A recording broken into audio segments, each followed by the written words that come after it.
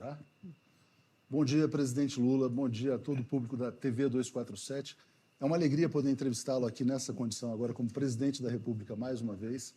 Quero dar um bom dia especial a Helena Chagas, Luiz Costa Pinto, Tereza Cruvinel, meus colegas que vão fazer a entrevista comigo, e dizer que o Brasil 247 apoiou a sua candidatura à presidência, apoia o seu governo, mas a gente tem uma preocupação com o crescimento da economia brasileira. A gente sabe que o senhor também não faz milagre, né, obviamente, mas há uma ansiedade muito grande pela volta daquilo que a gente conheceu como espetáculo do crescimento, né?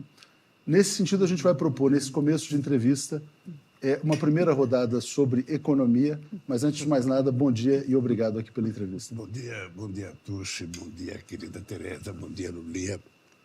Bom dia. Olha, deixa eu só dizer, Helena, primeiro é um prazer receber vocês aqui. Segundo, eu queria aproveitar para agradecer, Tuxi, porque não é o fato de vocês terem apoiado a eleição de 2022, mas o momento que eu mais ouvia e assistia o 247 no tempo que eu estava na cadeia, porque eu recebia todo santo dia, às 9 horas da manhã, eu recebia muitas horas de programação da 247. E isso fez com que eu ficasse bem informado dentro da cadeia. Eu acho que foi o momento que eu mais li, que eu mais assisti, sabe, os programas de vocês. E eu quero te dizer o seguinte, que eu votei e eu estou com muita vontade de fazer aquilo que o povo espera que a gente faça. Você sabe que o processo eleitoral foi um processo muito complicado, um processo muito difícil. Eu, sinceramente, sempre achei que é muito difícil você ganhar uma eleição de quem está concorrendo à reeleição. Quem está com a máquina na mão tem um poder excepcional. E o Bolsonaro, me parece que ele chegar a utilizar no ano eleitoral quase 300 bilhões de reais, sabe, de exoneração, de isenção fiscal, de distribuição de recursos, de coisas malucas que foram feitas nesse governo. E eu acho que a vitória eu devo a um pouco de cada um dos brasileiros, sobretudo, eu devo muito a vocês, do 247, devo muito à vigília lá do Paraná, porque a vigília foi uma coisa que eu acho que poucas pessoas tiveram o prazer de ter a manifestação que eu tive durante 580 dias. Então, é o seguinte, você não fique preocupado com a economia, não, porque nós vamos fazer a economia voltar a crescer. Esse é um dos objetivos, porque se a economia não voltar a crescer, você não consegue gerar emprego, você não consegue fazer distribuição de riqueza, você não consegue fazer distribuição de renda e você não faz o povo ficar alegre. Então, eu tenho uma obsessão e eu não espero fazer nada, sabe, com a rapidez que não pode ser feita. Você está lembrado que o espetáculo do crescimento foi anunciado em 2004. Eu lembro que eu estava na Ford, fazendo uma visita à Ford, quando eu falei do espetáculo do crescimento, e teve muita gente que zombou, que fez piada. Eu não vou nem falar o nome de quem fez piada, porque não interessa mais ficar falando. E o que eu sei é que naquele ano a economia cresceu 5,8%. Portanto, o milagre que eu tinha prometido, numa conversa que eu tinha tido com o Meirelles, com o Palocci, é que a economia ia crescer. E ela cresceu. E eu sei que agora não está fácil. Não está fácil no mundo, não está fácil, sabe, no Brasil, não está fácil na América do Sul, não está fácil na América Latina, não está fácil nos Estados Unidos, ou seja... mas eu acho que nós precisamos fazer as coisas que têm que ser feitas para fazer a economia crescer. Nós precisamos estabelecer uma política de financiamento. Ora, com os poucos recursos públicos que nós temos que fazer com que a PPP volte a funcionar e nós temos que incentivar a construção de PPP, sabe, voltando à parceria entre empresa, o setor público e o setor privado. Nós precisamos fazer muito crédito, mas muito crédito mesmo para pequenos e médios empreendedores, para pequenas e médias empresas, para cooperativas, ou seja, tudo isso vai voltar e já está voltando. Nós já começamos, esse primeiro trimestre, os primeiros 100 dias vai ser isso. A gente vai anunciar a retomada de uma série de coisas que nós fizemos nesse país, sabe, que deu certo e a gente vai voltar a fazer, tentando estabelecer as mudanças necessárias. A partir dos 100 dias, nós vamos anunciar tudo o que já foi feito e nós vamos, então, começar a mostrar outras coisas que nós vamos fazer, sobretudo a gente trabalhar muito fortemente para recuperar o poder aquisitivo também da classe média brasileira, não só a gente tentando melhorar na questão do imposto de renda para eles não pagarem, como pagam hoje. Nós vamos fazer isenção até R$5.000, hoje era até 1.900. E nós vamos começar a melhorar o padrão de construção de casa para a classe média brasileira. Ela não pode ficar, nós construímos casa para os pobres e casa para os ricos. As pessoas que ganham 8, 9, 10 mil reais têm mais dificuldade. Vamos ter que estabelecer a criação de um sistema habitacional para essa gente. E eu penso que a economia vai voltar à normalidade. Eu posso te dizer uma coisa. Para mim, incentivar o governo a fazer a economia crescer, incentivar os empresários a fazer investimento, incentivar os pequenos e médios produtores rurais a voltar a produzir mais, a crescer mais, e o governo comprar aquilo que for necessário, eu acho que vai fazer a economia brasileira voltar a crescer. Presidente. E eu acho, eu até disse esse dia para o Haddad, não precisa ficar assustado esperando os números do FMI, que vai crescer 1, que vai crescer 1,5, 1,2. Sabe, vamos esquecer o que o FMI fala, porque quando houve a crise nos Estados Unidos, em 2008, o FMI ficou todo o tempo da crise parado, sem falar nada, nem da Europa, nem dos Estados Unidos. Ele só costuma dar palpite no Brasil e na América do Sul. Então, nós vamos fazer a economia crescer. E isso é a razão pela qual eu tenho me dedicado muito. Eu tenho dito a Tuxa que eu vou trabalhar nesses 4 anos mais do que eu trabalhei nos 8 anos. Eu vou me dedicar de corpo e alma, porque é um compromisso moral, ético, é um compromisso de fé de fazer esse povo voltar a ter alegria nesse país. Presidente, o senhor, de certa forma, o senhor desinterditou um debate quando o senhor criticou os juros altos, né? Quebrou a hegemonia de um discurso que o Banco Central estava sempre certo. Na sequência, muitos empresários importantes, o Josué, presidente da Fiesp, até o prêmio Nobel, o Stiglitz, estão falando dos juros brasileiros, né? Coincidentemente, hoje tem Copom. Amanhã, o Banco Central vai divulgar a taxa Selic. Não tem uma expectativa muito boa. O que o senhor vai fazer se eles não baixarem os juros e nem sinalizarem que o farão nas próximas reuniões em breve? O senhor pode demitir o presidente do Banco Central? O que o senhor faz? Não posso demitir, porque ele depende muito do Senado, né? Mas deixa eu lhe contar uma coisa, Helena. A primeira coisa que eu acho absurdo, de verdade, é a taxa de juros estar a 3,75, no momento em que a gente tem o juro mais alto do mundo, sabe? No momento em que não existe uma crise de demanda, não existe excesso de demanda, ou seja, nós ainda temos 33 milhões de pessoas passando fome, nós temos o desemprego crescendo, a massa salarial caindo. Então, não há nenhuma razão, nenhuma explicação, nenhuma lógica. Só quem concorda com os juros altos é o sistema financeiro, sabe, que sobrevive e vive disso. E ganha muito dinheiro com as especulações. Mas as pessoas sérias que trabalham, os empresários que investem, sabem que não está correto. Ninguém pode tomar dinheiro emprestado a 3,75, um juro real de 8% se você descontar a inflação. Não existe. E eu acho engraçado é que o sistema financeiro e alguns editorialistas de alguns jornais acham ruim que a gente critique. Não, a gente tem que aceitar não, que o juro seja alto, sabe? Eu sinceramente, acho um absurdo o juro estar a 3,75. O BNDES está sem recurso para fazer investimento e nós vamos tentar, é importante saber, nós vamos tentar, a gente vai poder mudar o Banco Central daqui a 2 anos, porque ele tem autonomia. Eu, sinceramente, nunca me importei com a autonomia do Banco Central. Eu nunca achei que era importante. Eu não sei porque que as pessoas acham que é importante a autonomia. Eu tive o Meirelles como presidente do Banco Central há 8 anos e o Meirelles teve muita autonomia.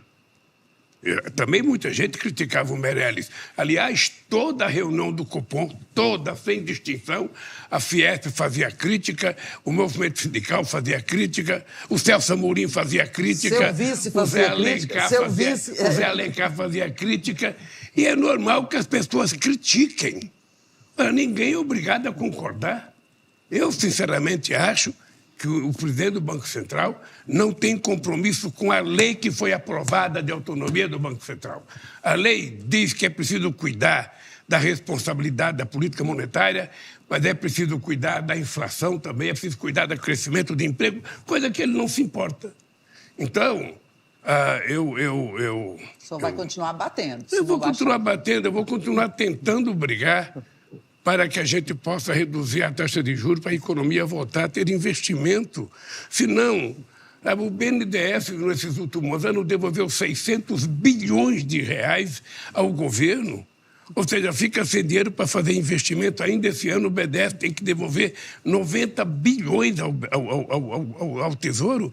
Ou seja, olha, se o BNDES não tem dinheiro para investir, se o Banco do Brasil não tem, se a Caixa Econômica não tem, se o BADA não tem, se o BNB não tem, e os bancos privados não querem fazer investimento e o juro é muito alto, quando é que a economia vai crescer? Então, deixa eu lhe falar uma coisa. Obviamente que o presidente da República não pode ficar brigando, xingando toda hora, porque, sabe, eu tenho outras coisas para fazer. Mas o que nós temos que ter certeza é que é irresponsabilidade do Banco Central manter a taxa de juros a 3,75. É irresponsabilidade. Só quem gosta é o sistema financeiro, que esse dia deu 99% para ele de aprovação na pesquisa do sistema financeiro. Poderia ter dado 100. Poderia ter dado 100. Se ele aumentar para 14, aí vão dar 150 de apoio. Quando, na verdade, o que nós precisamos é fazer a economia brasileira voltar a crescer. Quando ela voltar a crescer, Helena, todo mundo vai ganhar dinheiro. Vai ganhar o empresário, vai ganhar o trabalhador, vai ganhar os aposentados, todo mundo vai ganhar um pouco e o Brasil vai ser melhor. E é para isso que eu vou brigar nesse país. Vamos passar para a TV. Presidente, ontem, ao relançar o Mais Médicos, o senhor disse que sempre que se busca um avanço social, um programa social para os mais pobres e tal, vem alguém da equipe econômica falar em gasto, que é gasto. E aí o senhor fez todo aquele discurso sobre gasto e investimento social. O senhor estava se referindo à sua equipe econômica, do ministro Haddad, ou aos economistas em geral?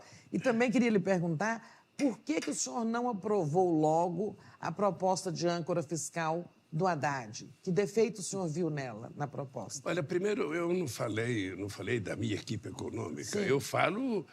Os economistas em geral. Economistas em geral. Porque é um conceito equivocado. Desde o meu primeiro mandato, em 2003, numa reunião em que estava participando o ministro Palocci, que eu proibi utilizar a palavra gasto para falar em educação. Ou seja, você fala em investimento. Por que você vai falar na palavra gasto com saúde? O que custa para o país uma pessoa sã, trabalhando normalmente, o que custa uma pessoa doente? Então, o investimento para a pessoa ficar saudável é investimento, não é gasto. O investimento para fazer uma universidade é investimento, não é gasto. Para melhorar o ensino fundamental é investimento. Há algo que possa trazer mais recursos, mais crescimento para um país do que, sabe, dinheiro da educação? Então, nós precisamos parar com essa loucura de achar que tudo que você faz para o povo é gasto. Sabe, você pode utilizar a palavra investimento, é muito mais bonito, é muito mais saudável. O que você gasta? Mesmo quando você aplica dinheiro em custeio, você não pode utilizar gasto, você está pagando as pessoas que trabalham. As pessoas merecem receber o salário.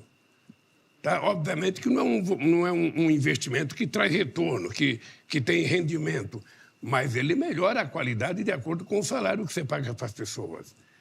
Então, no caso do Brasil, eu acho que nós precisamos ter em conta o seguinte: nós precisamos fazer muito investimento em saneamento básico, investimento para as pequenas cooperativas, investimento para pequenos empreendedores, melhorar a vida das pessoas, sabe? E é isso que a gente vai fazer, e é por isso que eu acho que a palavra investimento é mais bonita do que a palavra gasto. Porque quando as pessoas falam em gasto, na verdade, as pessoas estão querendo que você economize dinheiro, não pague a saúde, não pague a educação, não pague nada, para sobrar dinheiro para quê? Não é para fazer investimento, é para fazer dinheiro para pagar o quê? Os juros. A dívida. É isso. Mas então, É só a gente mudar, querida, é só a gente mudar o nome e falar a palavra gasto, a palavra investimento, que é uma palavra mais saudável e melhor para o Brasil. E o Brasil está precisando de investimento. Agora, obviamente que as pessoas podem ter discordância. A segunda coisa é o marco fiscal. Por que eu decidi? Porque é preciso discutir um pouco mais. A gente não tem que ter a pressa que algumas pessoas do setor financeiro querem. Nós precisamos saber o seguinte: eu vou fazer o marco fiscal, eu quero mostrar ao mundo que eu tenho responsabilidade. Aliás, eu sempre digo, não tem governo nenhum nesse país que foi mais sério do que nós fomos nos 8 anos que eu presidi esse país. Eu digo sempre, eu peguei uma dívida externa, eu peguei uma dívida pública bruta de 12%, nós reduzimos, uma inflação de 12%, nós levamos para dentro da meta de 4,5%. Nós tínhamos um desemprego de 12%, nós fizemos esse país, ficar com 4,5% em 2013. Nós tínhamos uma dívida externa de 30 bilhões de dólares, que o coitado do Malan ia todo ano para Washington tentar buscar dinheiro para fechar o caixa aqui e era humilhado pelo presidente do FMI. Nós pagamos a dívida com o FMI e fizemos uma reserva de 370 bilhões, que é o que sustenta esse país até hoje. Além do que, nós diminuímos a dívida pública interna de 67% para 50,7%. Ou seja, para 37,7%. Nós conseguimos mostrar que esse país era responsável e eu apanhei muito do meu partido, porque durante os 8 anos do meu mandato, nós fomos o único país do G20 que fez superávit primário todo santo ano. Nenhum país do G20 fez como nós fizemos. Então, eu não preciso que venha um banqueiro me cobrar de responsabilidade. Eu não preciso. Eu digo sempre, eu aprendi economia com a minha mãe, a dona Lindu, analfabeta. Mas ela pegava o envelope de pagamento da gente, colocava o dinheiro ali na mesa, ela falava, isso aqui é para pagar o pão, esse aqui é para pagar a luz, esse aqui é para pagar a água, esse aqui é para pagar não sei o quê, e esse aqui é para vocês pagar o transporte no final do mês inteiro. Se não sobrasse nada, não tinha nada para ninguém gastar. Então, gastar é uma coisa que eu tenho responsabilidade de só gastar aquilo que eu posso ganhar. Se eu for gastar mais, eu tenho que fazer uma dívida que seja algo que tenha rentabilidade, algo que tenha recebíveis garantido. Eu posso aumentar, o patrimônio desse país, eu posso aumentar a infraestrutura desse país, eu posso fazer uma dívida para fazer uma ponte, para fazer uma ferrovia, para fazer um aeroporto. O que eu não posso é gastar à toa. Vender a Petrobras para pagar juros da dívida interna, vender a Eletrobras para pagar juros. Isso sim é irresponsabilidade. Presidente, o senhor está lançando aqui a doutrina Lula, de que gasto para fazer movimentar a economia e na área social é investimento, tem que ser encarado dessa forma. O ministro da Fazenda, Fernando Haddad, tem encontrado dificuldade de fazer um convencimento político, inclusive, sobretudo, dentro do Partido dos Trabalhadores, para essa visão. Hoje de manhã, a ministra do Planejamento, Simone Tebet, cancelou a ida dela ao seminário do BNDES, onde está se discutindo conjuntura econômica. Enfim, o ministro Haddad está aprendendo a ter essa relação política para também se convencer dessa doutrina Lula? Olha, primeiro o Haddad já sabe demais. É importante dizer que o Haddad foi o melhor ministro da educação desse país. O Haddad foi um prefeito muito importante, muito competente na Prefeitura de São Paulo. E o Haddad é um companheiro que já foi candidato a governador, já foi candidato a presidente. O Haddad já tem muita política na cabeça e o Haddad é competente para fazer o que tem que ser feito. Obviamente que o Haddad convive com outro segmento da sociedade que eu necessariamente não convivo, que é o sistema financeiro como um todo. O Haddad é obrigado a conversar com os banqueiros, a conversar com investidores.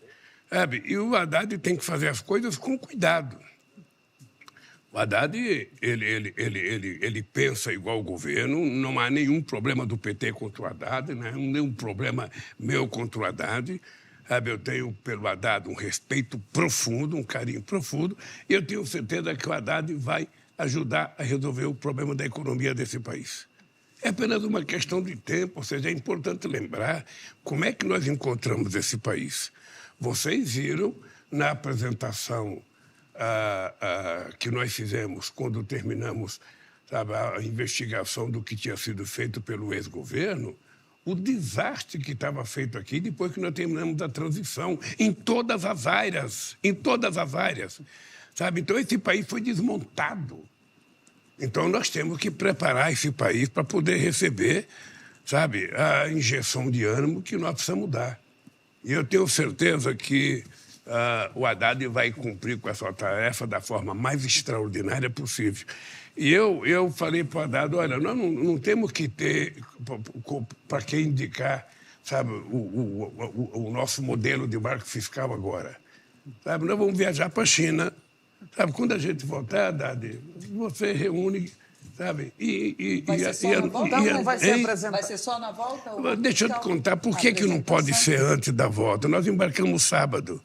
O Haddad não pode, sabe, comunicar uma coisa e sair. Você percebe? Seria estranho. Eu anuncio e vou embora. Não, o Haddad tem que anunciar e ficar aqui para debater, para responder, para dar entrevista, para visitar, conversar com o sistema financeiro, conversar com a Câmara dos Deputados, conversar com o Senado, conversar com os outros ministros, conversar com o empresário. O que não dá é a gente avisar e ir embora. Vai eu, vai o Haddad, vai um monte de gente embora para a China. Deixa eu pegar, presidente. Como a visita para a China é muito curta, gente. Eu fiz para o Senado. É muito curta a visita e nós vamos conversando. Eu vou aproveitar, vou ficar 24 horas sentado do lado do Haddad conversando, sabe? E Amadurecendo. eu acho que já está maduro. Já está maduro. O que nós precisamos, o que é que eu tenho chamado a atenção? Que é o seguinte, ou seja, nós precisamos fazer as coisas com muito cuidado, porque a gente não pode, sabe, deixar faltar recurso para a educação e para a saúde. Deixa eu pegar, presidente, alguns pontos aí do que o senhor falou na economia que são muito importantes. O senhor falou em Eletrobras, falou em Petrobras e falou também do momento em que o senhor estava lá em Curitiba. Uma pergunta objetiva: se o governo fará algo para reverter a privatização da Eletrobras, se vai parar de fato as vendas de ativos da Petrobras e vai mudar a PPI, porque há uma expectativa em relação a isso. E uma última pergunta que eu queria fazer era o seguinte: o senhor passou lá 580 dias preso injustamente, mas tem uma herança maldita da Lava Jato, a quebra das empresas brasileiras de engenharia. Outro dia teve a licitação do Rodoanel e nenhuma delas podia participar. Tiveram que arrumar uma empresa financeira para ganhar o leilão lá. Essas empresas vão ter uma segunda chance? O Brasil vai voltar a ter orgulho das empresas de engenharia? Então, é engenharia, Eletrobras e Petrobras. Olha, primeiro da Eletrobras e da Petrobras. O que foi feito na Eletrobras foi um crime de lesa pátria. Tá? Você privatizou uma empresa daquele porte, sabe? Você utilizou o dinheiro para quê? Para quê? É como se você tivesse a sua casa e você estivesse devendo para mim e você resolvesse vender a sua casa para pagar suas dívidas. Você ia ficar com o quê na vida? Ora, uma empresa como a Eletrobras é um patrimônio desse país de muita responsabilidade. Eles venderam a Petrobras, me parece que por 36 bilhões de reais. Esse dinheiro é utilizado para pagar a dívida pública. Da Eletrobras, não existe sinais de que vai baixar o preço da energia, sabe, para o povo brasileiro. E mais grave ainda é que eles fizeram uma loucura. A Eletrobras, embora o governo tenha 40% das ações, o governo só participa na votação com 10%. Segundo, se o governo quiser comprar ações, o governo tem que pagar o triplo do preço que paga uma outra empresa comum. Ou seja, foi feito para proibir a gente de tomar ela de volta. E vai ficar por isso mesmo? Não vai ficar por isso. Nós estamos entrando na justiça, contra a votação, o peso da Petrobras na direção da empresa, e nós entramos também na justiça com relação ao preço que vai ser vendido para a Petrobras. E depois, eu vou lhe contar uma coisa. O salário dos diretores aumentou de 60 para 360 mil reais por mês. E mais ainda, um conselho, o cidadão que está no conselho ganha 200 mil reais por mês para participar de uma reunião por mês. Então, esses absurdos é que a gente vai tentando ver como é que a gente vai mudar. Eu posso te dizer uma coisa. A Eletrobras ela foi privatizada, sabe? Um grande monte de fundos comprou, o que tem mais tem 4%. Sabe? Então, é uma situação difícil. Eu sei que já tem fundo que pensa em vender, mas eu espero, se a gente um dia tiver condições, a gente volte a ser o dono, sabe, da maior empresa de energia que esse país tem. A Petrobras, a gente já avisou para o presidente dela, o companheiro Jean Paul, de que é preciso suspender todas as vendas de ativos. Mas ele soltou uma nota dizendo Sabe? que ia continuar. Não tem condições de continuar vendendo. Obviamente que as pessoas já tinham feito contrato com algumas coisas, sabe? Tudo isso tem uma briga jurídica que nós queremos ver se resolvemos na política e não na questão jurídica. E as construtoras? Mas, de qualquer forma, a gente vai voltar a fazer com que a Petrobras seja uma grande empresa de investimento nesse país. A Petrobras não foi feita para exportar óleo cru. A Petrobras não é apenas uma fábrica, uma empresa de petróleo. Ela é uma empresa de energia. Ela tem que estar preocupada com o gás, tem que estar preocupada com óleo diesel, com biodiesel. Não pode ser uma empresa vendedora, sabe, para ter um lucro de 200 bilhões para distribuir para os rentistas, para os acionistas minoritários, quando metade desse dinheiro poderia ser investimento em salário, para pesquisar novas fontes de energia, para pesquisar novas fontes de petróleo. É um absurdo. E, veja, eu espero que essas empresas possam ressuscitar. Se bem que eu não sei o tamanho do crime que elas cometeram também, porque muitos confessaram que fizeram bobagem. E se fizeram bobagem, tem que pagar o preço de fazer bobagem. O que não dá é para um país do tamanho do Brasil, com as empresas de engenharia que tinha o Brasil, agora, para fazer uma obra qualquer, tem que trazer uma empresa chinesa, uma empresa espanhola, eu não sei qual outra empresa que vai trazer. Nós vamos ter que fazer com que outras empresas de engenharia se fortaleçam e cresçam nesse país. Porque na Lava Jato, ou seja, poderia ter prendido um empresário se ele roubou, mas deixar a empresa funcionar. Teve problema, faça nova licitação. O que não pode é quebrar a empresa, como quebrou. Hoje você não tem empresa para fazer uma grande obra. Aliás, é importante lembrar, quando eu deixei a presidência em 2003, a gente tinha vou lhe contar o que a gente tinha. A gente tinha, em construção, 20 mil quilômetros de linha de transmissão. A gente tinha 3 grandes, maiores hidrelétricas do mundo, São Antônio Giral e Belo Monte. E a gente tinha 12 estádios de futebol sendo construídos ao mesmo tempo. O que esse país tem hoje? Me lembre uma empresa, uma obra de infraestrutura que está sendo feita nesse país. Não, e tudo por empresa brasileira. Me lembre qual é a obra que está sendo feita. Eu vou lhe contar um dado para você cair de costa. Em 4 anos, o ex-governo investiu 20 bilhões em obra de infraestrutura. Em 4 anos. Nós, só nesse ano de 2003, estamos investindo 23 bilhões. Significa que em um ano nós estamos investindo mais do que eles investiram em 4 anos. Presidente, outro dia, o senhor está com 80 dias de governo, né? Outro dia o senhor reuniu os ministros e deu uma espécie de uma ordem unida que muita gente interpretou como uma bronca, para que ninguém ficasse anunciando programas aí sem passar pelo Palácio do Planalto. Uma coisa que parece até óbvia, mas a gente estava vendo aí um certo bate-cabeça, o ministro Lupe baixou justo consignado, o ministro Márcio França anunciou um programa de viagens aéreas. Eu pergunto, o senhor está satisfeito com o desempenho da equipe que o senhor nomeou nesse momento, com os ministros que o senhor fez, com os ministros que estão indicados pelos partidos? O que foi isso aí? Helena, primeiro que eu estou satisfeito com os meus ministros. As pessoas estão com uma vontade de trabalhar, sabe, como jamais acho que eu tive da outra vez. As pessoas, todo mundo quer acertar, todo mundo quer fazer o máximo possível. Então, o que aconteceu? Por exemplo, o Márcio ele comunicou numa reunião de ministério, numa reunião de Ministério de Infraestrutura, a questão da passagem.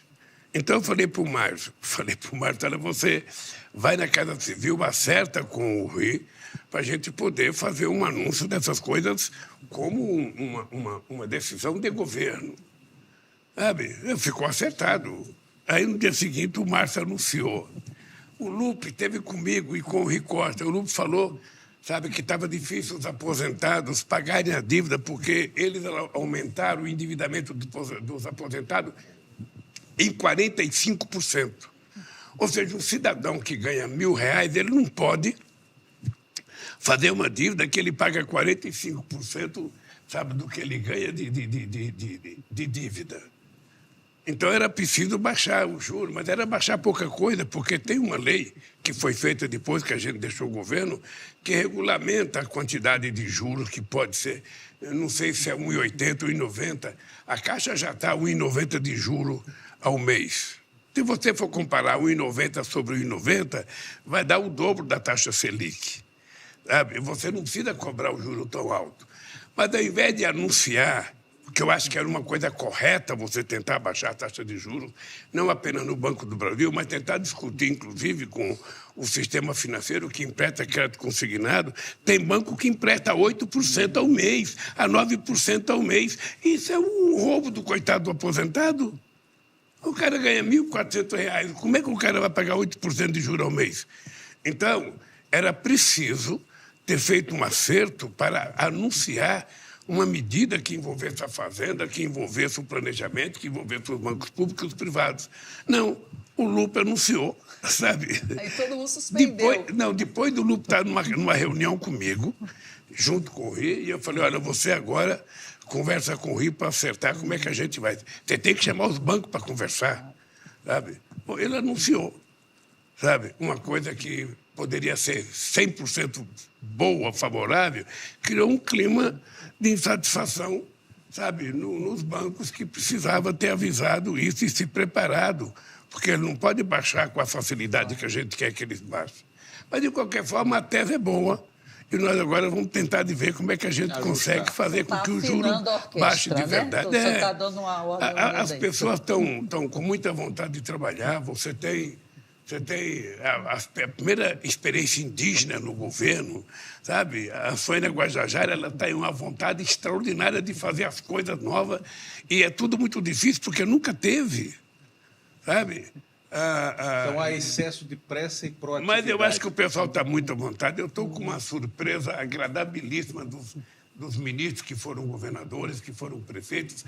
A capacidade deles, sabe, fazer a máquina funcionar é muito grande. É muito grande. O ministro Rui Costa, o senhor parece estar querendo fortalecê-lo aqui como o gestor do governo, não é isso? Sabe o que acontece? É porque eu, de vez em quando, eu falo assim para o Rui Costa, você é minha Dilma de calça. Porque, veja, o papel da Casa Civil é uma espécie de papel de coordenador do governo.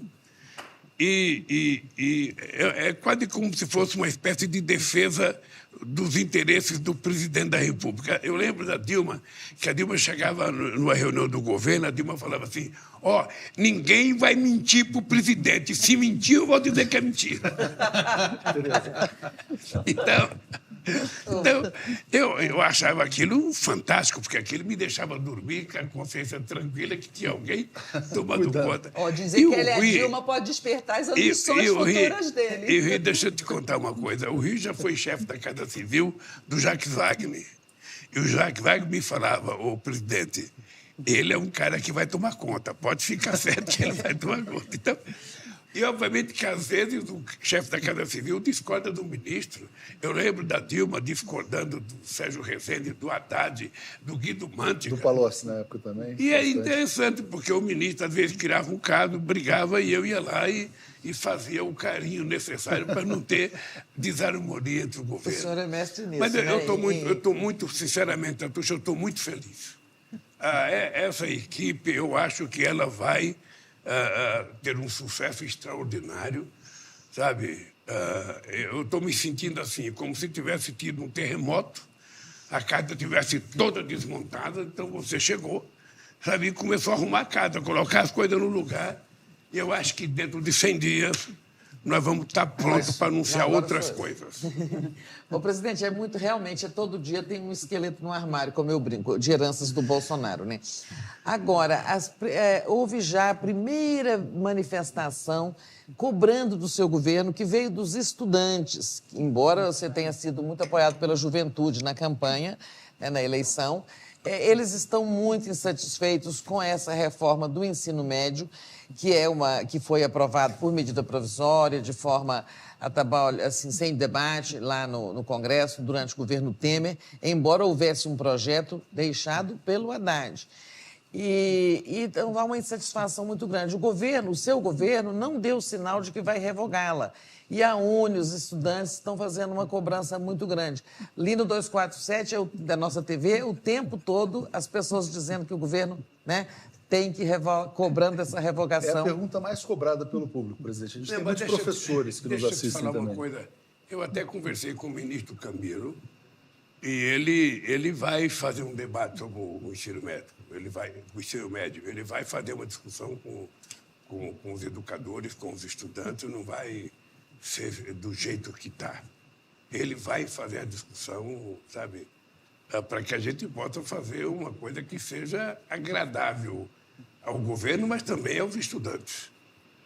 Sabe, eu tive uma reunião com o presidente da Confederação Nacional dos Professores, eu tive uma reunião com a Bebel, que é nossa deputada líder estadual em São Paulo e presidente da PUESP, e ele vai conversar com outros sindicatos para que a gente possa estabelecer, tanto com os educadores quanto com os alunos, uma nova discussão sobre o ensino médio. Ele vai mudar e fazer os ajustes. E o Camilo, eu tenho certeza que ele vai fazer aquilo que for melhor para os estudantes.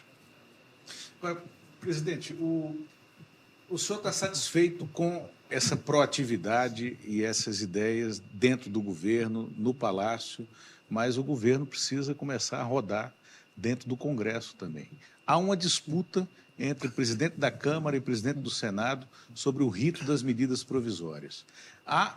Nada realmente relevante foi votado ainda nessa legislatura, né? Como é que o senhor encara o nível, né, o estágio de negociação e de ação política da sua base de governo no Congresso e o que é preciso fazer para destravar essas primeiras votações relevantes? Olha, houve uma coisa muito importante, que é até uma coisa sui generis, que foi a aprovação pelo Congresso Nacional da PEC, que permitiu a gente arrumar o dinheiro para cumprir políticas públicas que não poderiam ser cumpridas se não aprovasse uma PEC.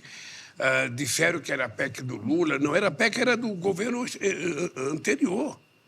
A PEC era para dar um pouco de responsabilidade ao governo anterior, que tinha assumido o compromisso de dívida e não tinha colocado o dinheiro para pagar. Então, a PEC já foi uma decisão muito importante e eu fico muito grato ao Congresso Nacional de ter aprovado a PEC. A segunda coisa é que eu já fiz mais conversa com o presidente do Senado e da Câmara nesses 3 meses do que eu tinha feito em outros mandatos. Sabe por quê? Porque eu acho que nós precisamos conversar mais. Eu, primeiro, sou muito grato a ter um ministro da Relação Institucional com a qualidade do Padilha, sabe, que conversa com todo mundo a todo instante, a toda hora. Eu tenho o líder, o Jacques Wagner, no Senado, que é uma figura extraordinária, excepcional nessa relação política. O meu amigo, sabe, José Guimarães, é um outro líder e coordenador excepcional, e o Randolph, que é o líder do Congresso Nacional. Então, a orientação que a gente tem discutido é que eles precisam discutir muito, com todas as forças políticas. Eu não sei se você lembra, numa entrevista que eu dei um dia desse, eu disse o seguinte: olha, qual é a sua base de sustentação? Eu falei, a minha base, ela, por enquanto, são 503 deputados e 81 senadores. Na hora que começar a votar, é que eu vou ver quantos votos eu vou ter. Mas eu pretendo conversar com todo mundo, porque eu não estou governando para mim. Não estou governando para um partido político, eu estou governando para o povo brasileiro. E é preciso mostrar que as coisas que nós queremos que seja aprovada sejam coisas de interesse da sociedade brasileira. Não é uma coisa de uma religião, de um partido político, não, é de todo o povo brasileiro. E aí eu tenho certeza que a gente vai conseguir, sabe, ter uma maioria. A gente vai conversar com os partidos políticos, vai conversar com o presidente da Câmara, com o presidente do Senado, com os líderes dos outros partidos, com o líder da base do governo, para que a gente possa não só aprovar, sabe, o marco fiscal, mas para a gente possa aprovar uma política tributária para esse país e aprovar medidas na economia que nós precisamos para fazer a economia voltar a crescer.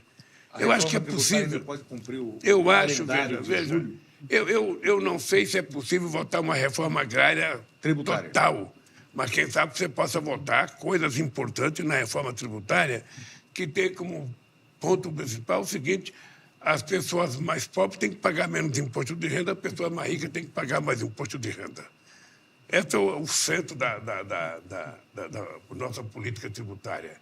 E as pessoas precisam compreender que não é possível as pessoas, sabe, que ganham dividendo, que ganham lucro, não pagar imposto de renda.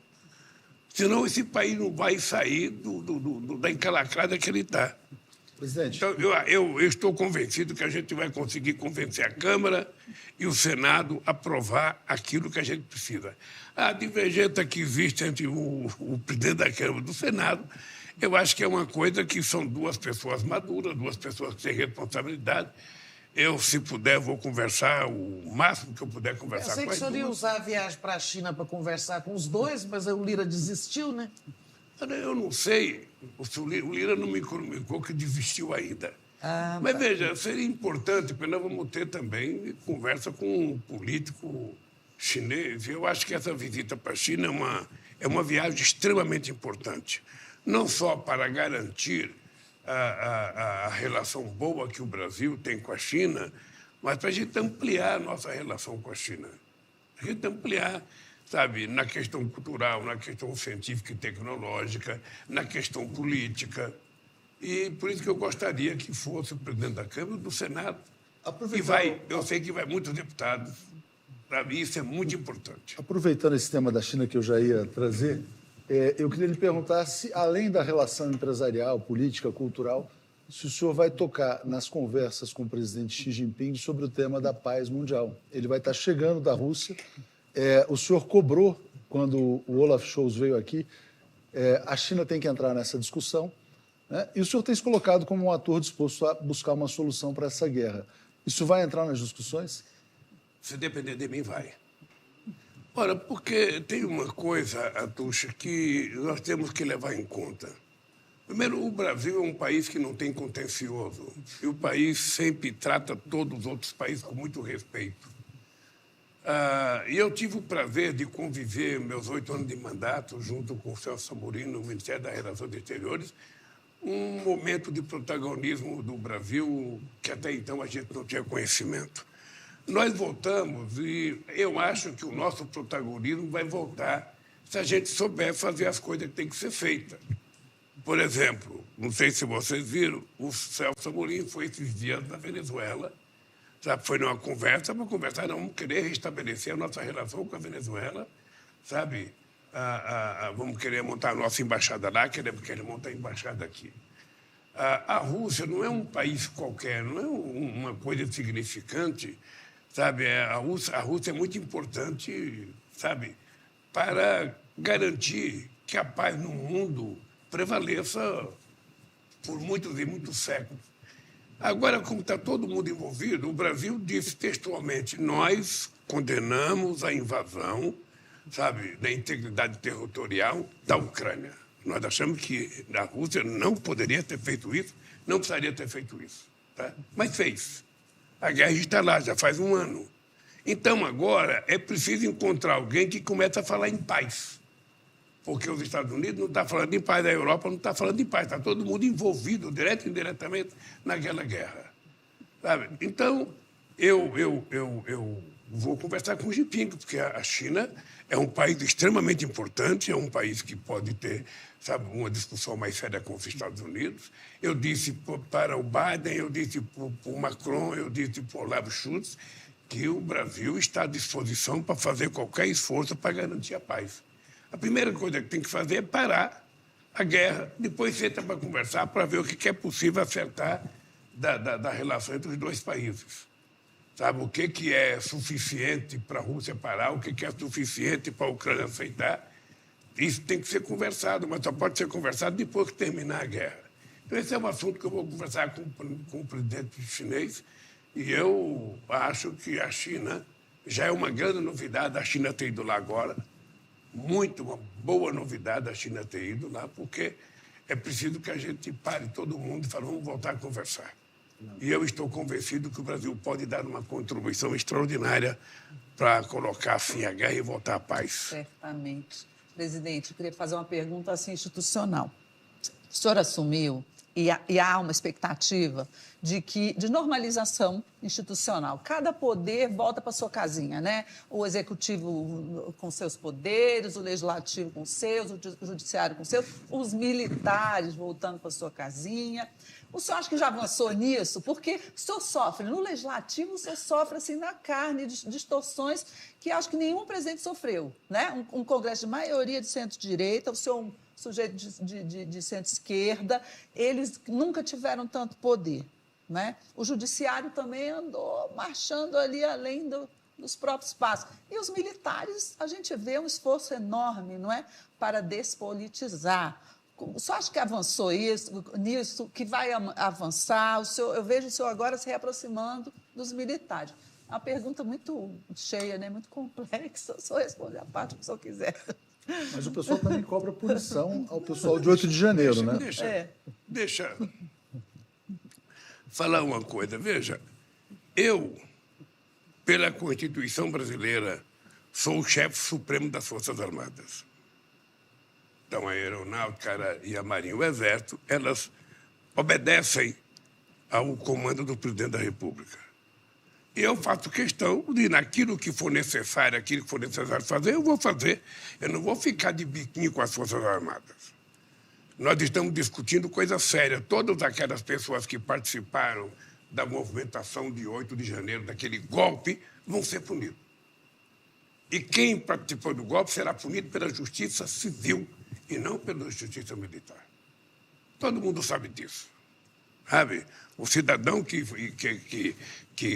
inventou de quebrar coisa, e ele é sargento, é coronel, é general, ele será punido pela justiça. Essa manifestação do presidente do STM nesse sentido. De que... É o seguinte, eu tenho hoje a palavra das 3 forças de que vai ter um esforço muito grande para despolitizar as Forças Armadas, sabe? Inclusive, nós vamos discutir com o Congresso Nacional, temos interesse de mandar um projeto de lei, sabe? Dizendo que quem quiser ser candidato a alguma coisa, vá para a reserva. O que não pode é ficar utilizando as Forças Armadas para fazer política. As Forças Armadas é uma instituição, sabe? É uma instituição que tem um compromisso na nossa Constituição, que é garantir a soberania nacional, garantir a integridade do nosso território, defender o nosso povo contra possíveis inimigos externos, sabe? Tomar conta do nosso espaço aéreo, do nosso espaço marítimo, do nosso espaço terrestre. Esse é o papel das Forças Armadas. E ela tem que atender, sabe, ao presidente da República, independentemente de que partido pertence o presidente, se fosse o Fernando Henrique Cardoso, o Lula, o Bolsonaro, qualquer um que seja o presidente, ela tem que obedecer dentro das regras que está estabelecida na Constituição. É isso que eu quero. Eu não quero pedir para nenhum general votar em mim, para nenhum coronel votar em mim. Eu não quero saber em quem que eles vão votar. Eu só quero que eles cumpram aquilo que está na Constituição. Cumprir o papel das Forças Armadas, sabe, para que o povo aprenda a respeitar as Forças Armadas e ela aprenda a respeitar a democracia. Isso acontecendo, para mim, está extraordinário. Por isso eu já fui almoçar na Marinha. Se for necessário, ontem eu fiz a indicação sabe, de vários comandantes. Sabe, eu quero almoçar no Exército, eu quero almoçar na Aeronáutica, quero conversar com as pessoas, eu quero fazer com que eles participem das coisas que nós fazemos, sabe, porque a gente só vai conseguir fazer esse país ser democrático quando a gente conviver igual com os militares, não pode ser seres humanos diferenciados. E eu vou tratar eles com respeito, que eu acho que eles merecem, e eu quero que eles tratem a democracia do jeito que a democracia Não tem mais merece. risco de golpe. Não tem, não tem. Aliás, eu nunca acreditei, sabe, em risco de golpe. Aquela tentativa de golpe, eu acho que o Bolsonaro queria fazer aquilo no dia 1º. Na minha cabeça, o Bolsonaro tinha pensado aquilo para o dia 1º. Acontece que dia 1º tinha muita gente. E eles, então, resolveram, sabe, recuar e fizeram aquilo no dia 8. Você acha que o Bolsonaro deve ser preso? Olha, não é o presidente da República que determina se ele vai ser preso ou não. Tem muitos processos contra ele. Eu acho que eu quero que ele tenha a presunção de inocência, que eu não tive. Sabe? E se ele for julgado culpado, que ele pague o preço da sua culpabilidade. Não cabe ao presidente da República fazer, tem que prender fulano e beltrano, não. Fulano e beltrano, qualquer um tem que ser julgado. Ele tem que ter direito à presunção de inocência, sabe? E se ele for culpado, ele assume a responsabilidade. Eu quero para eles tudo que eu não tive. Presidente, especula-se muito sobre a indicação que o senhor fará de um próximo ministro do Supremo. Aliás, nunca vi tanta gente agora defender uma mulher e negra para o Supremo, né? Todo mundo quer uma mulher e entende-se que exista nessa defesa uma forma oblíqua de dizer não pode indicar o Zanin porque foi seu advogado, seu amigo, etc. E aí eu queria que você falasse sobre essa indicação. É claro que você não vai nos antecipar em primeira mão, mas há um debate sobre fixação também de mandato para os ministros do Supremo. Queria saber a sua opinião, um debate que está lá no Senado.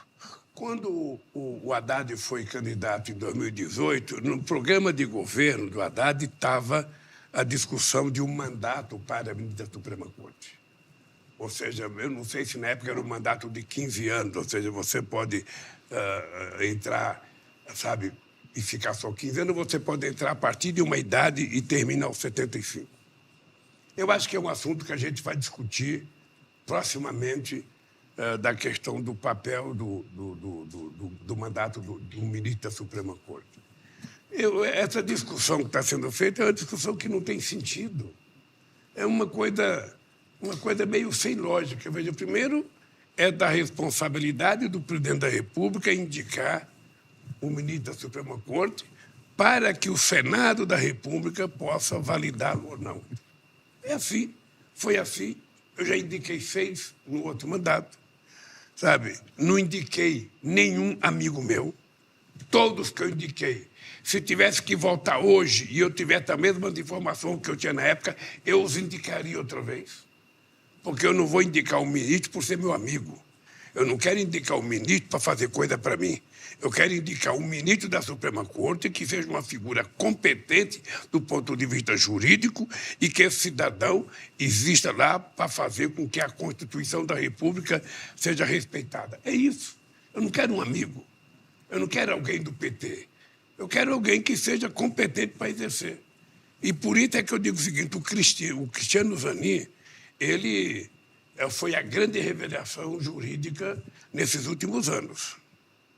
Eu digo sempre o seguinte, o Zanin foi muito criticado porque não era criminalista, muita gente pediu para mim, olha, você tem que contratar fulano, você tem que pegar Beltrano, você tem que colocar, mas muita gente do meu partido, muita gente meu amigo, muita gente advogado que eu prezo muito e que eu gosto muito.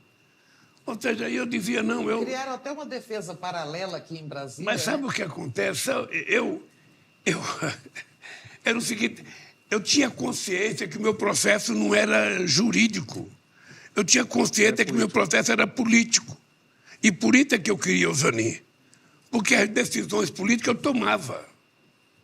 Sabe? Eu tomava. O Zanin nunca tomou uma decisão que ele não fosse na cadeia conversar comigo E eu dizer para ele, não, isso aqui nós vamos fazer assim. Isso aqui não tem nada de jurídico. Isso aqui não... E ele terminou sendo uma revelação extraordinária. Ele fez muitas coisas que outros advogados não fariam porque não acreditavam naquilo. Mesmo o habeas corpus que eu entrei, sabe, muita gente não queria que eu entrasse. Depois muita gente queria que eu tivesse um acordo, não para sair da cadeia e você vai para casa, e você vai para casa com, e você vai para casa com tornozeleira. Sabe, essas coisas absurdas. Eu falei, não. Eu falei, não, é o seguinte, sabe, esses caras que me prenderam vão ter que arcar com a responsabilidade. Eu não vou... Primeiro que eu não sou pombo-correio para colocar tornozeleira. Segundo, sabe, que eu não vou fazer acordo, eu não vou para minha casa voltar preso, não. Eu fico aqui até eles pagarem com a responsabilidade.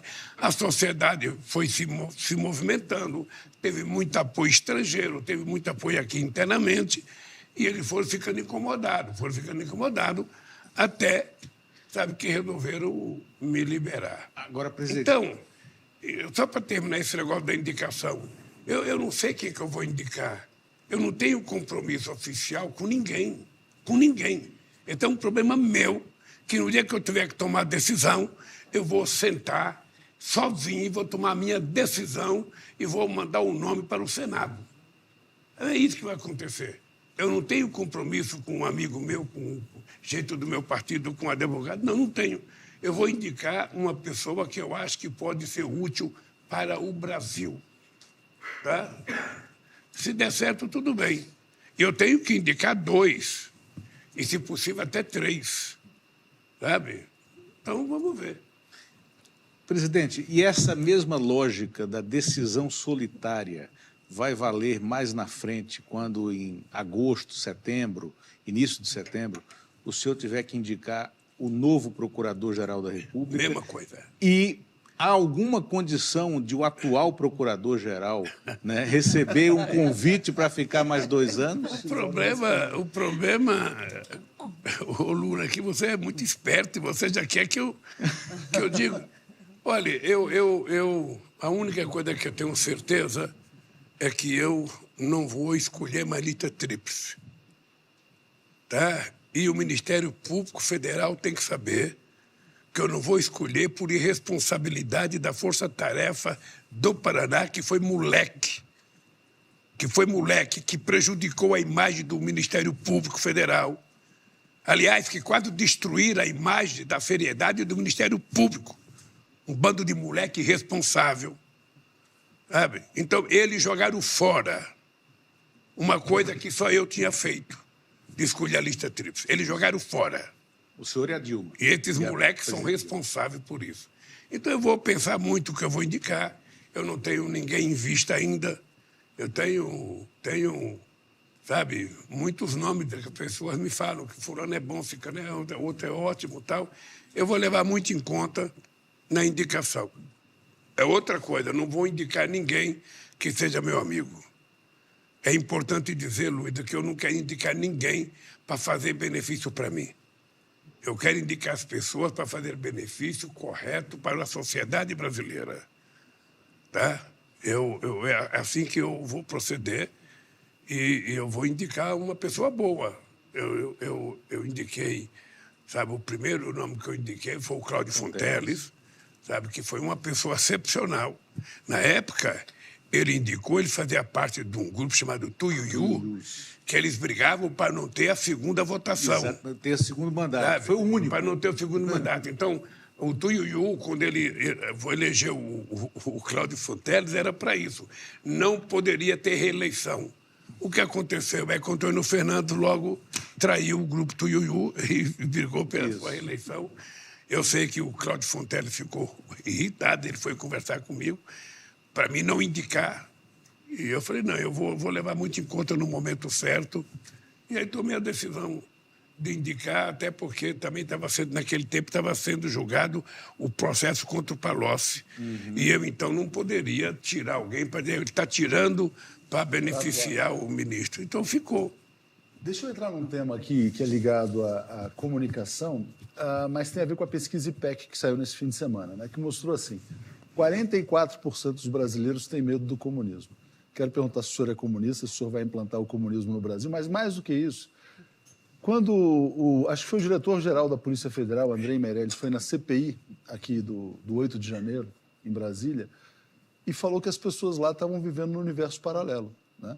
Alguns acreditam em ET, alguns acreditam em várias coisas que são do arco da velha. O que o senhor acha que pode ser feito para que as pessoas voltem a ter uma compreensão mais próxima da realidade, aquelas que estão vivendo nesse ambiente da desinformação? E peço para o senhor falar sobre o comunismo também, que foi apontado nessa pesquisa. Já que o Stuka pôs do café aqui, podemos tomar um café antes de responder? Podemos tomar um café. O senhor vai pensar se vai implantar o comunismo, então. Vamos parar para tomar um café. Andrei Meirelles para a Polícia Federal, Andrei Meirelles... Não, desculpa. É o Andrei Passos. Andrei Passos, confundi, fiz uma confusão. Botou o Andrei Meirelles para delegado da Polícia Federal. Peço desculpas. Você não quer café? Queremos café. E depois o próprio ex-comandante de operações da PM também disse a mesma coisa, que ele foi Exatamente. lá e um sujeito disse para ele, eu sou um ET e estou aqui como escalão avançado porque os ETs vão descer quando o exército der um golpe. Isso foi uma revelação dessa semana passada. Gente, quando aquele Olavo de Carvalho temava em convencer, tinha 50 milhões de pessoas no mundo que acreditavam que o mundo era plano, você... Agora que não está na entrevista, dizer uma coisa para vocês. Não, mais tarde. A gente está fazendo uma pausa mais tarde. Eu posso tomar café? Mas pode tomar café. Traz o café, pessoal. Pode tomar Tá café. vendo o que traz aqui? Nós estamos aqui conversando Com o pessoal lá. Obrigado. Uma Nossa pausa para o audiência, café para quem está Uma- café. Nossa audiência também deve estar indo lá. Uma pegar coisa- água, tomar café. Esse cafezinho deve ter feito Uma subir coisa que eu os acho postos. absurda, é que essas pessoas não se dão conta, sabe, de que esse país é mais democrático do que qualquer outro país do ponto de vista, sabe, de combater o comunismo. Ou seja, desde que caiu o Muro de Berlim, em 1989, até os partidos comunistas que existiam no Brasil se enfraqueceram demais. Eu sou um cara que as pessoas conhecem a minha história, eu sou um cara sindicalista, eu participei de comunidade de base. Na primeira entrevista que eu fiz para o companheiro, não sei se era Rui Mesquita, uma vez no SBT, ele perguntou se eu era comunista, eu falei que eu era torneiro mecânico. Ora, porque é indescritível as pessoas acreditarem nas mentiras que são contadas. Eu nunca imaginei que as pessoas pudessem acreditar com tanta facilidade em mentira.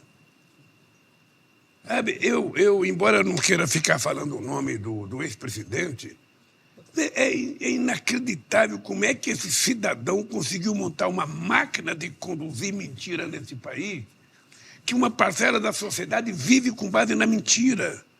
É muita mentira, é muito ódio, é muita provocação, é muita coisa que a gente não estava habituado a conviver. E é incrível que isso não é só no Brasil, isso é nos Estados Unidos também. Isso foi na Itália, isso é na Espanha com o Vox. Ou seja, está cheio de grupo de extrema-direita renascendo, acreditando em coisas que a gente não imaginava que as pessoas fossem acreditar. Então, esse é um trabalho que o governo tem que fazer e os partidos têm que fazer. Qual o tipo de Muitas regulamentação, coisas defendem muito mais para os partidos fazerem do que o governo. O governo tem que governar. O governo, agora os partidos políticos, dentro do Congresso Nacional, na rua, nas praças públicas, os governos têm que discutir essa questão da política. E as pessoas precisam fortalecer o sistema democrático. As pessoas precisam passar para a sociedade a ideia de que não existe nada melhor do que a democracia. Não existe nada melhor. Se não fosse a democracia, eu, que vos falo, não teria sido presidente em 2003, não teria sido o candidato em 59, o segundo colocado em 89, e muito menos teria a reeleição. Muito menos eu teria agora na presidência da República. A democracia que permitiu que eu estivesse aqui, sabe? Uma democracia difícil, com muita luta, enfrentando muita barbaridade, enfrentando muito dinheiro, sabe? Então, nós vamos ter que vencer esse debate. Nós vamos ter que vencer tentando mostrar que a democracia é o sistema político que pode garantir que esse país seja um país mais tranquilo, com mais amor, com mais fraternidade, com mais solidariedade e sem ódio. Acho que Presidente, a a gente ainda mentira... tem uma rodada, não tem? Eu gente tenho, tem gente. três Deixa eu te perguntas falar aqui. uma coisa É? para Três você. perguntas aqui. Não, Como pode é que é, perguntar, então? pode perguntar mais Então, coisas. vamos, Não posso tem? começar? Então, não, 6. Helena, Então, deixa eu o que ver. que eu tenho para Deixa eu fazer? só perguntar, então. Minha última. Eu vou ficar, pode ficar, vamos conversar. Então não vamos tem? conversar, vamos bater Não papo. fique com pressa, Eu não. queria falar uma coisa meio pessoal. Como é que o senhor vê as diferenças entre o Lula 2023 e o Lula 2003? Se passaram 20 anos de glórias, mas também de muito sofrimento pessoal para o senhor e político. E como é que o senhor enxerga hoje? Quer dizer, o Lula hoje é mais cético, é mais desiludido, é mais à esquerda, porque acha que esse é o caminho do ponto de vista ideológico. Como é que o senhor vê isso? O Lula sobre Lula. Então, Helena, eu me sinto mais maduro do que eu fui presidente em 2003. Mais calejado, mais preparado. E, por isso, eu tenho que ter um pouco mais de tranquilidade, porque eu já passei por isso. Sabe, às vezes você precisa se controlar, porque, sabe, tudo que eu estou passando hoje eu já passei. Então, eu sou mais maduro, sou mais tranquilo. Eu sou um cara que tenho mais paciência hoje do que eu tinha, sabe, no outro mandato. Muito mais paciência. Sei que as coisas não são feitas na hora que a gente quer, mas é na hora que a gente constrói para fazer. Nós temos que reconstruir a nossa, sabe, relação internacional, que era muito forte e que desapareceu. Mas agora vamos ter que reconstruir tudo isso. Eu casei o ano passado, eu estou casado de novo, sabe? Eu estou um jovem de 30 anos de idade, parece que não sou, mas eu tenho... Eu digo para todo mundo que eu estou vivendo uma coisa maravilhosa na minha vida, que, como eu sou um cara que creio muito em Deus, sabe? E eu não esperava que, depois da morte da Marisa, eu fosse, sabe, encontrar uma companheira e me apaixonar, sabe, como eu estou apaixonado. A Janja, para mim, é uma coisa extraordinária na minha vida. E quando eu digo que eu tenho 77 anos, que eu tenho energia de 30, e às vezes depois eu falo tesão de 20 anos, é porque eu me sinto muito, muito, muito jovem, muito motivado, muito preparado. Sabe? Eu continuo levantando às 5h30 da manhã, 6 horas, para fazer musculação, para fazer ginástica, sabe? Eu não quero... Eu quero provar para os ministros que eu trabalho mais do que eles vão ter que viajar comigo, vão ter que trabalhar muito, sabe? Porque é assim que a minha vida segue. Então, eu estou bem, muito bem. Presidente, o ex-deputado Zé Genuíno, né, que está escrevendo a terceira biografia dele, revendo a trajetória política inteira dele, disse que o seu caso é único na história. É de quem viveu uma trajetória de ascendência, exerceu o poder, viveu o que viveu naquele período, né, do auge da Lava Jato, e agora, que é um caso único, volta para reescrever, né, o período em que tentaram colocar o senhor para baixo, né, e que isso é único numa trajetória política, né?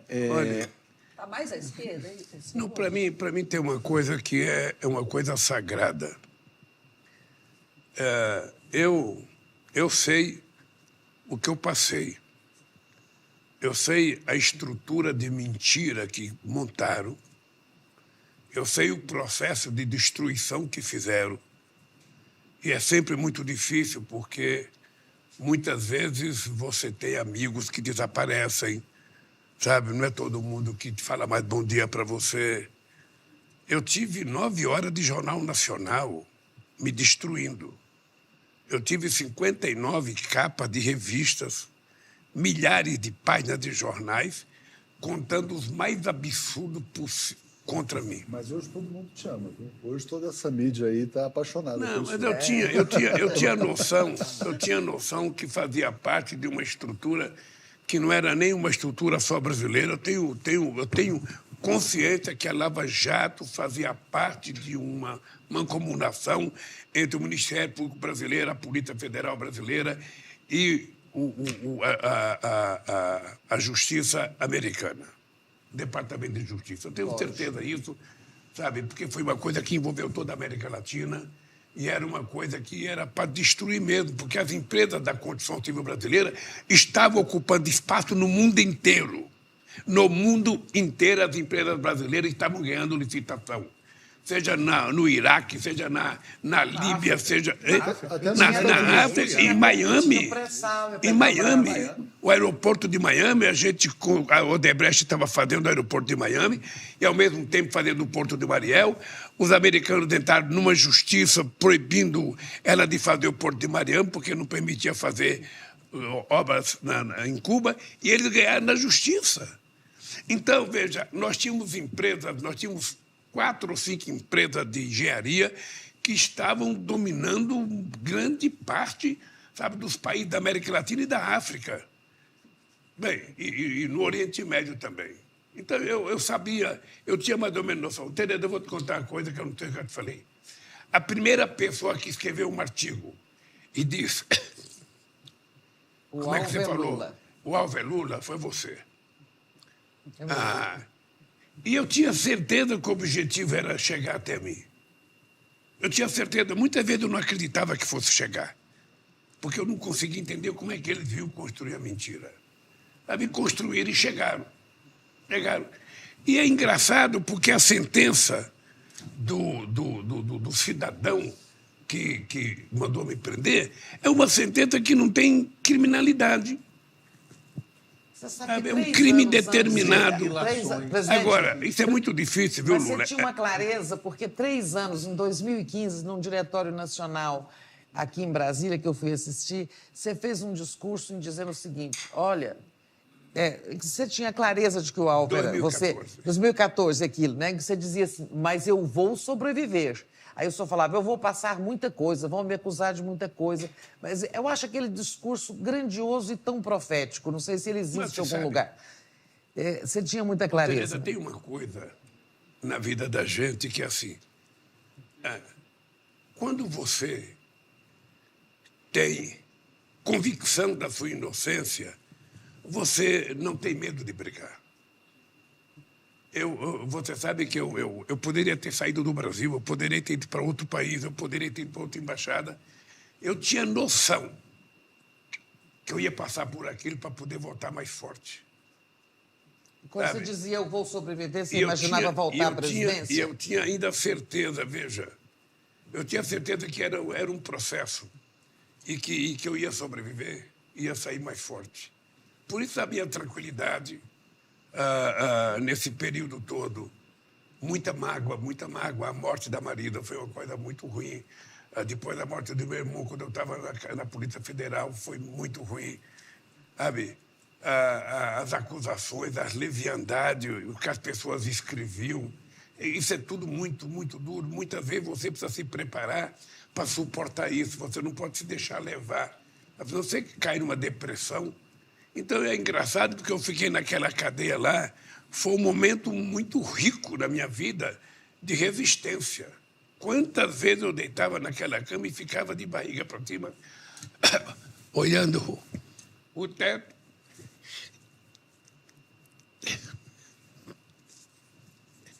Realmente foi assim muito, muito duro, né? E para quem acompanhou de fora também, presidente, quer dizer, realmente foi um ataque ao Brasil, não foi só ao senhor, né? O Brasil foi atacado. Foi uma... Você sabe que eu acredito muito em Deus, porque eu acho que é muita força para você sobreviver àquilo. Outros coitados, sabe, no mundo, tem muita gente que se delatou, possivelmente sem precisar se delatar.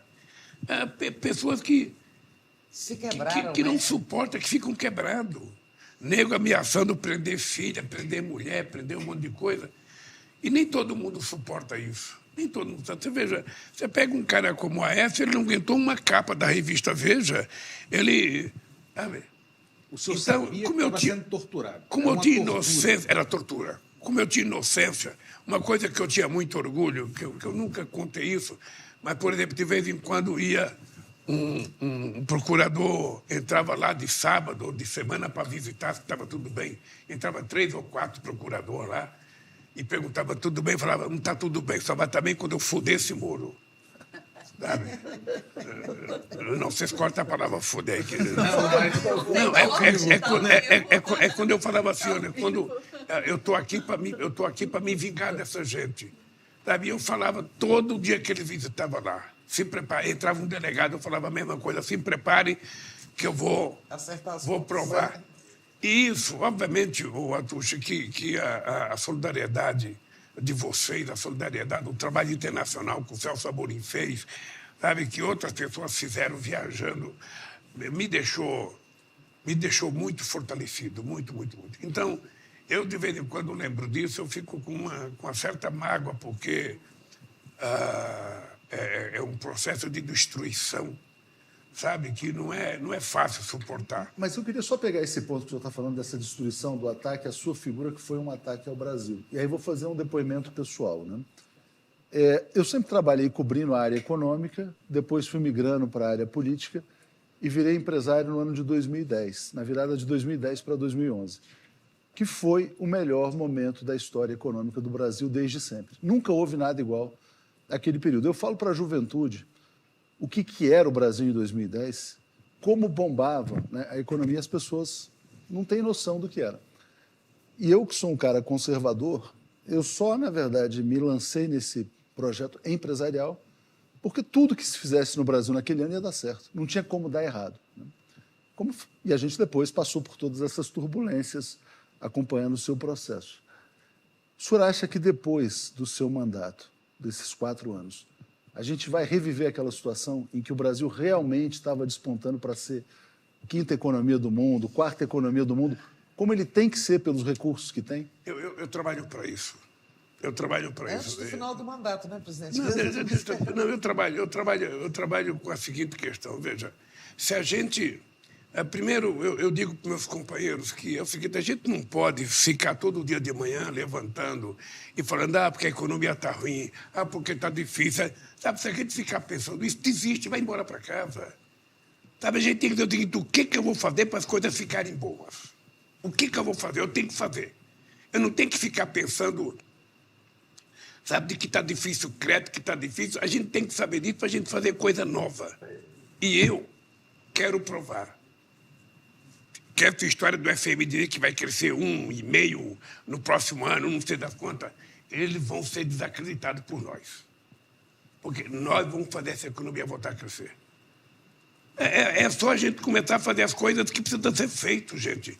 Veja, se você não tem empresário privado que quer fazer investimento, porque o empresário privado, para fazer investimento, ele precisa acreditar que vai ter demanda para o produto que ele vai fabricar e ele vai ter que levar em conta que o governo vai ajudar com que as coisas andem nesse país. Se o governo não acredita nisso, se o governo não faz nenhum investimento, por que o empresário teria que fazer? Também não faz. O governo não tem dinheiro público para fazer investimento no orçamento, o governo precisa pensar em crédito e precisa utilizar os bancos públicos como nós fizemos em 2008. Ao mesmo tempo, você pode agora, sabe, você não tem dinheiro, não tem, vamos fazer PPP, vamos tentar convencer os empresários a construir PPP, sabe, com os governos do Estado, com prefeituras importantes. Vamos tentar fazer algo que não foi feito ainda para a economia voltar a crescer. Sabe, é isso que eu acredito, é isso que eu vou fazer.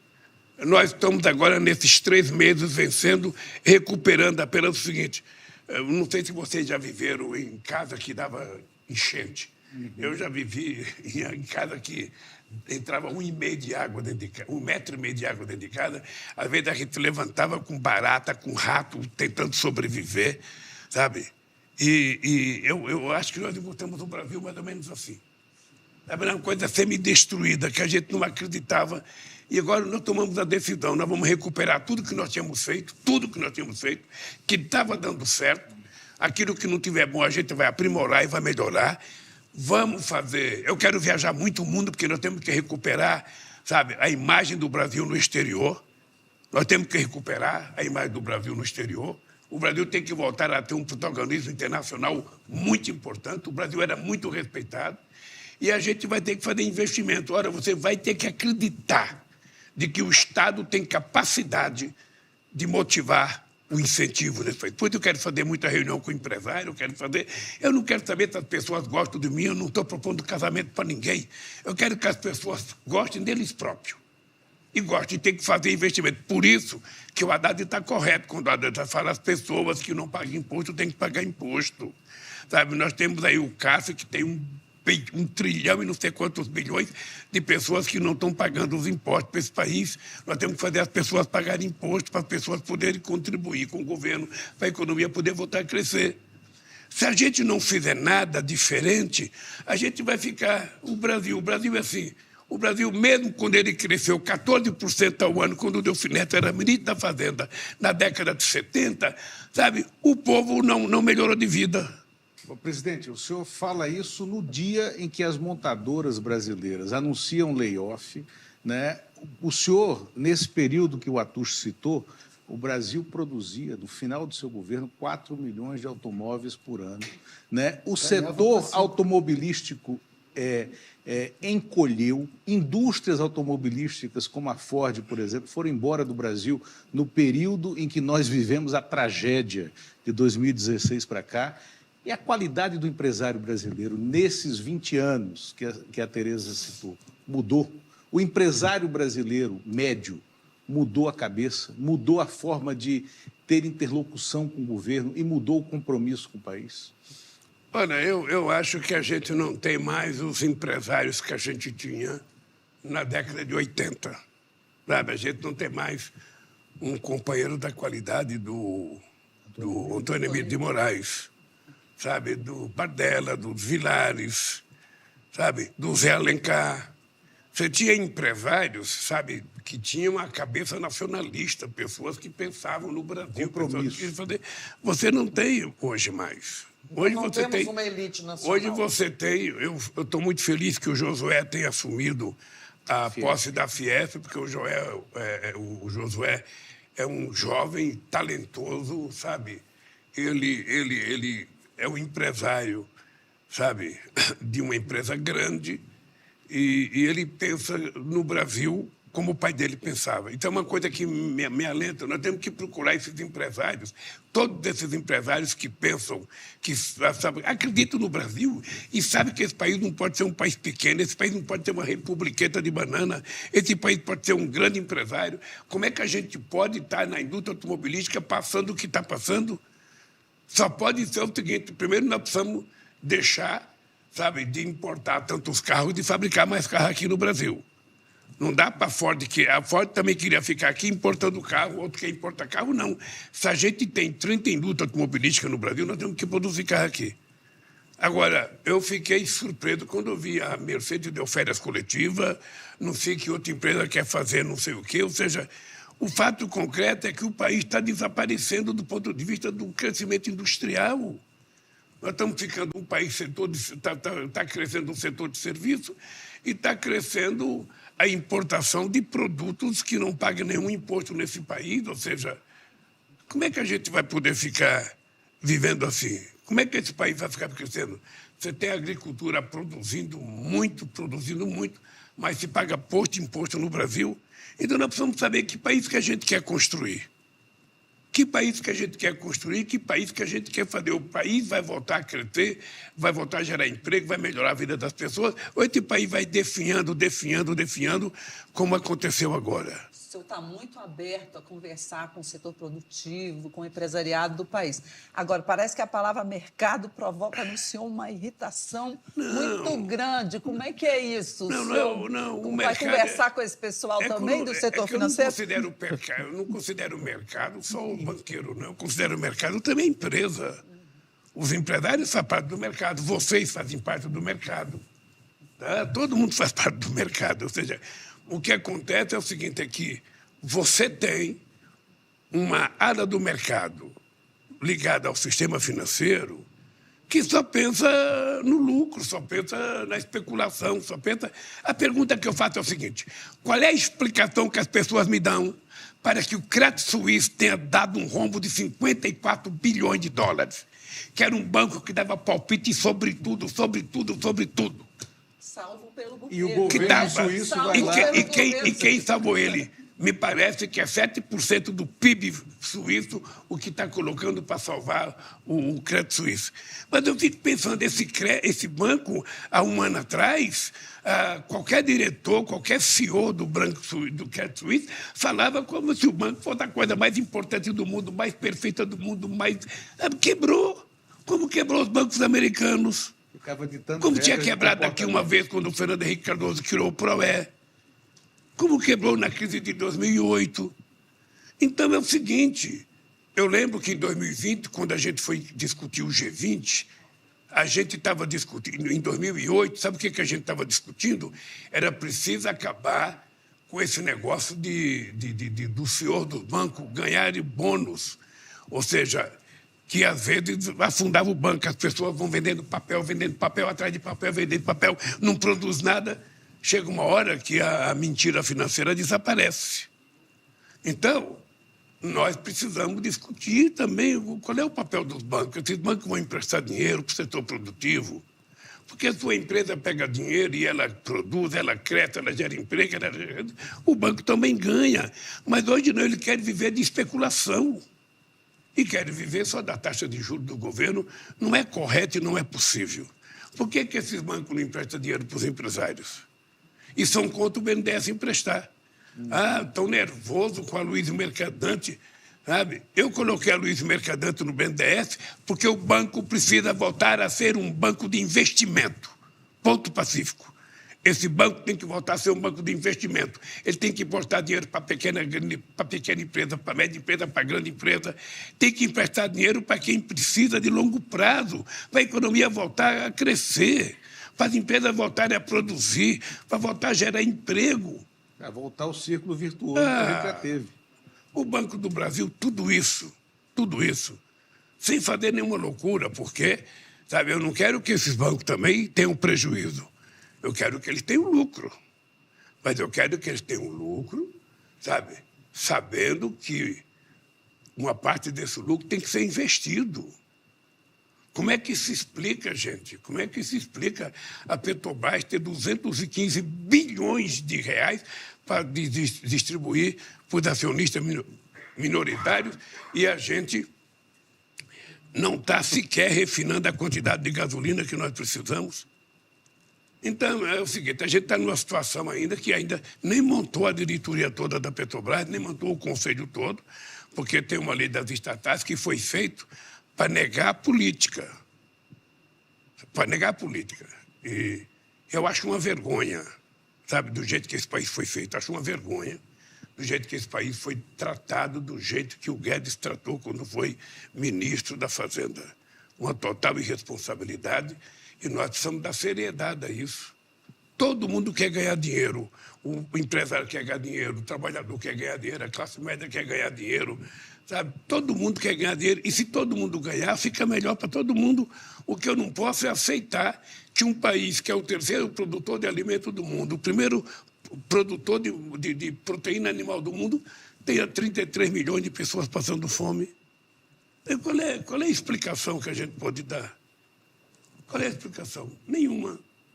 Então, como eu sou um cara que eu tenho sorte, você vê que nós temos com excesso de água hoje. Todas as hidrelétricas brasileiras estão bombando da quantidade de água que tem. Porque eu falo o seguinte, para você governar esse país e dar certo, o presidente tem que dar sorte. Eu sou um cara de muita sorte, sabe? E esse país vai voltar a crescer. Vai voltar a crescer e eu tenho fé em Deus que a gente vai fazer, sabe, esse povo voltar a sorrir. E eu tenho 4 anos, já tenho 3 anos e 9 meses já. Ou seja, o tempo passa muito rápido, por isso que eu fico apressado, eu fico cobrando da pessoa todo momento. Agora é o seguinte, eu só tenho uma coisa que me motiva, é fazer com que as pessoas voltem a viver bem nesse país. Se eu puder construir sabe, um clima de paz, de tranquilidade, de confiança, sabe, as pessoas voltarem a ser felizes outra vez, as pessoas discutirem mais sobre humanismo e ter menos ódio é o que eu vou fazer. Vou fazer e quero fazer com todo mundo. Por isso eu estou um cara aberto, mais tranquilo, Helena, mais preparado, sabe? E eu vou conseguir. Eu digo para todo mundo o seguinte: governar como plantar um pé de abuticaba. Sabe? Você tem que ficar, tem que regar, tem que colocar água, sabe? Porque se não colocar... Eu tenho em casa, Hein? mas Demora. demorou. Não, se for enxertado, ele até dá rápido, mas se for sem ser enxertado, demora muito. se for natural. Mas você tem que colocar água, você tem que irrigar, você tem que colocar, cuidar. O governo é a mesma coisa. Não adianta falar a coisa está ruim, vamos melhorar. Ah, mas não vai dar certo, vai dar. Eu não sou de levar para casa má notícia. Não adianta me dizer, mas está acontecendo tal coisa que a empresa vai quebrar. Vamos pensar como é que a gente vai consertar. Essa é a minha obsessão. Não ficar, sabe, trabalhando em cima de coisa ruim, mas trabalhar em cima de coisa boa. Sabe? Fazer todo mundo acreditar que é possível mudar. Eu quero chamar a indústria automobilística para conversar. O que está acontecendo com vocês? O que está acontecendo? O que está acontecendo com outros setores da economia? Sabe? Eu quero uma relação extraordinária com os chineses, a melhor possível. Mas nós não podemos aceitar, sabe, que as pessoas fiquem vendendo para cá coisas sem pagar imposto de renda. Sabe? É preciso que a gente tenha uma seriedade nisso. E aí vai para todo mundo. Eu quero recuperar uma relação boa com a América do Sul, onde a gente exporta produto manufaturado. E eu quero trabalhar com a ideia de que se o Brasil crescer, também os outros vão crescer.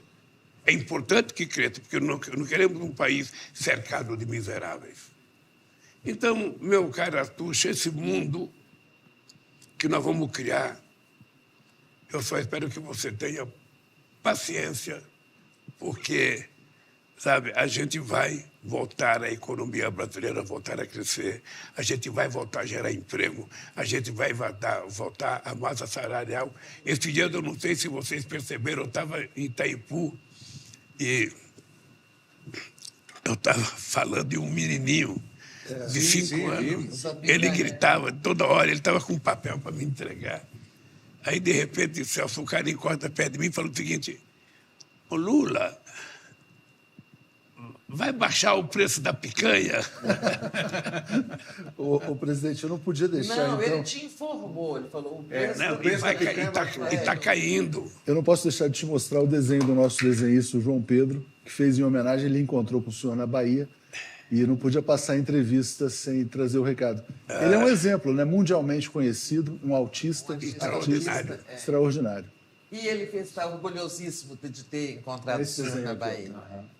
Então está aqui o desenho do João Pedro. Mas Estou muito feliz. Eu acho que faltou muito assunto para a gente conversar. Não, fica para outra entrevista. Não, deixa eu colocar. O senhor fez uma defesa apaixonada aí da democracia e da mentira, né? E a condenação da mentira. O senhor é uma vítima da mentira. As fake news ainda não tinham ganhado a forma atual, né? Mas tem o debate aí, está colocado o debate sobre como combater a mentira, as fake news. Como é que o senhor vê, qual a sua proposta? O senhor acha que deve se criminalizar as grandes big techs? Ou como se encaminha isso? Como combater as fake news? Tem um projeto a ser votado em breve. Olha, veja, nós estamos com um projeto que o Flávio Dino mandou para a Casa Civil. Nós vamos estudar. Tem um projeto que está sendo discutido que o deputado Orlando é o relator. Ele é o relator. É o relator. Nós precisamos encontrar uma solução para o mundo. Nós precisamos encontrar uma solução, porque não é um problema só de um país. Eu acho que o que vai acontecer a nível de combater fake news, eu acho que vai ter que ter uma discussão que envolve outros países. Eu quero, inclusive, na próxima reunião do G20, eu quero discutir essa questão da fake news. Eu quero saber se o mundo pode criar, sabe, uma discussão... Uma governança global. Para que a gente tome uma decisão global sobre essa questão da fake news, porque não é só no Brasil, é no mundo inteiro. Então, isso nós vamos fazer. Nós vamos discutir aqui internamente. Eu acho que a gente tem que envolver a sociedade, todo mundo ligado à internet para debater, porque a gente não pode deixar de reconhecer a importância da internet, né? Quer dizer, o fato, sabe, A democratização mesmo, né? A informação na gente tá internet aqui é a na democratização. agora, né? Não, e depois é o seguinte, a loucura que é importante, ou seja, hoje você não fica mais ouvindo um jornalista falar, não, você interage, você debate, Isso, você responde. É muito importante. Agora precisa ter seriedade, porque eu acho que a maldade está maior do que a coisa boa. Eu tenho dito para o pessoal, isso aqui não é rede, a gente fala que é rede social, mas não é rede social. É uma rede digital que tem uma parte social, tem uma parte de muita brincadeira, de muita piada, de muita coisa, e tem uma parte da maldade. Do ódio. E a parte do ódio é uma parte liderada, sabe, pelo ex-governo brasileiro, pelo Trump e por outros presidentes de outras partes do mundo. E nós vamos combater. Presidente, É isso. queremos muito agradecer ao senhor aí pelo tempo, pela disposição, a todo mundo que nos acompanhou, Helena, Lula, Tereza, e a gente espera ter outras oportunidades. Eu quero agradecer. Sensacional, a muito você. obrigado. Presidente, Tereza, essa foi a não só, Helena. eu estava brincando, não só a primeira entrevista ao vivo desse seu Primeira de terceiro uma mandato, série. mas a primeira coletiva também. Foi uma, uma sabatina. Mas uma coisa importante, veja, que nós vamos ter que arrumar. Eu quero, nesse mandato, dar muitas entrevistas. Eu não quero. Essa é uma coisa que eu quero melhorar.